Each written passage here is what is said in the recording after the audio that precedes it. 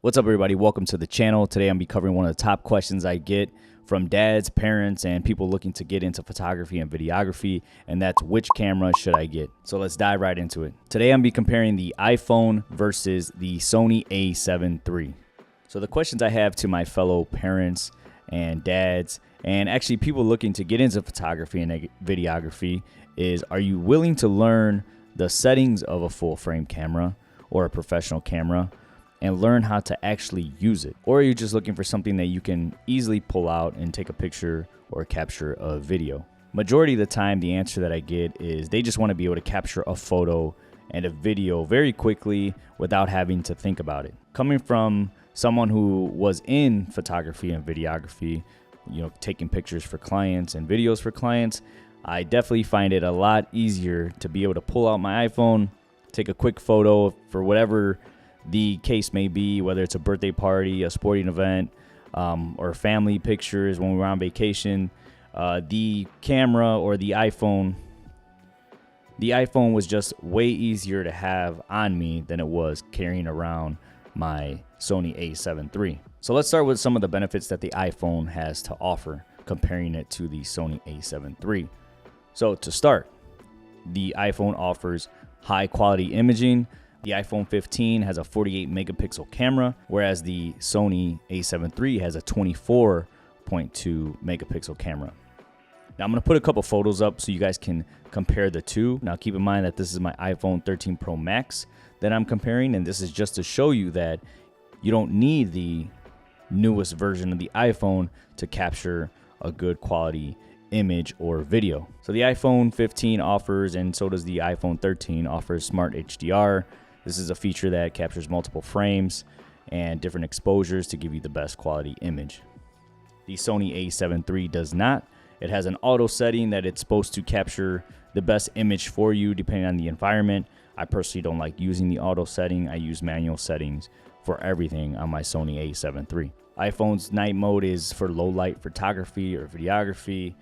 Keep in mind that this is not going to capture a great image if you're in motion. This is very good for images or people or buildings that are standing still. The Sony A7 III does not offer a night mode feature. This is where it becomes a little tricky. You can put it on auto settings and it'll give you a decent image, but the best way to do it on a full frame camera is to set up a tripod and adjust the settings manually to capture a good or high quality image. So as you can see, if you are out with your family and you want to capture a photo at night and you're hauling around your camera, this may take some time to set up the tripod, adjust the settings, connect your phone to the camera so that way you can see what you guys look like on your phone, and then snap a picture.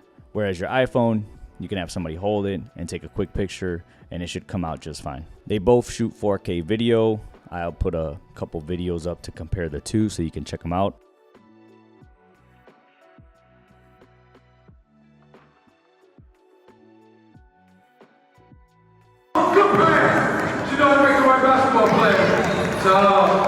Again, keep in mind that this is my iPhone 13 Pro Max shooting video, but this way you can see that the iPhone 13 Pro Max still shoots in 4K and provides a high quality image as well. The iPhone shoots in portrait mode to give you that blurry background in your photos.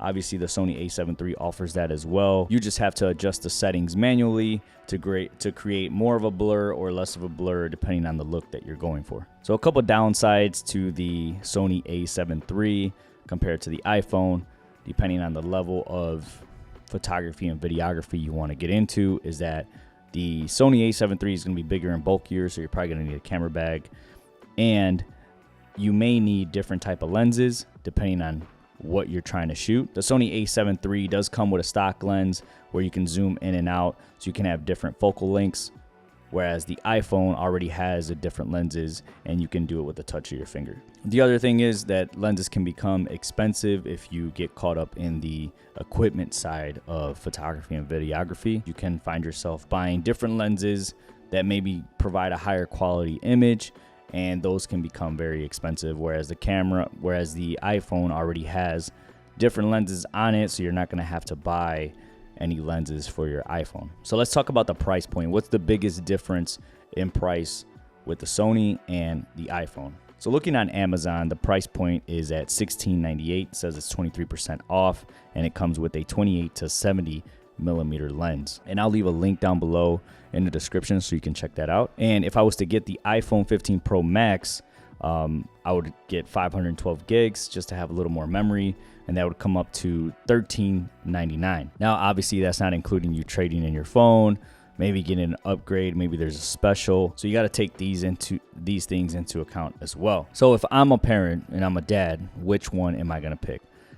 Personally, I would go with the iPhone. If I didn't want to do any photography or videography, dive into that field or profession, I would definitely just upgrade my phone and get the iPhone 15 Pro Max. It's going to do everything you want. It's going to have great images, great videos, and people are going to ask, what kind of camera do you have as well? And you're going to tell them it's your iPhone. And the iPhone is doing a great job of competing with the full frame cameras. Obviously, a full frame is going to be more beneficial for professionals that are in that field. It gives them more flexibility with the settings and things like that. Although I have seen some creators make a wedding film with the iPhone 15, which I think is amazing. Now you can definitely see some of the differences between a full frame camera and the iPhone when it comes to shooting something professional, a professional piece of content like that. There is a big difference, but if you're just showing your family and friends your daughter's video or whatever the case, your son's game, I don't think they're going to be able to tell the difference, or they're not going to care. But now on the flip side, if you're trying to enter photography and videography as a hobby to later enter in as a professional, I would highly suggest getting the Sony A7 III. It's going to last you a long time.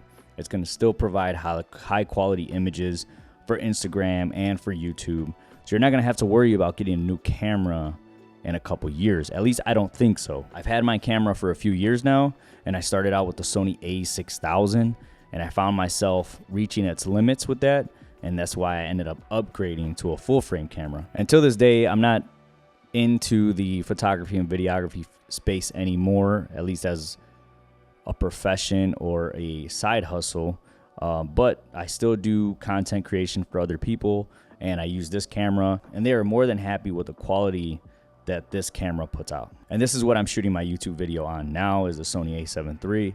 So as you can see, it's very clear, it's very crisp, and the lens that I have is a Sony 55 millimeter lens.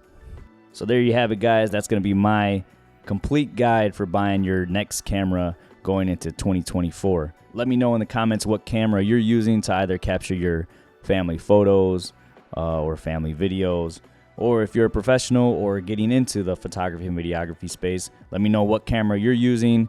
Let me know your thoughts on the Sony A7 III. And if you found this video helpful, please hit the like button, subscribe if you haven't already, and I'll see you on the next video. Peace.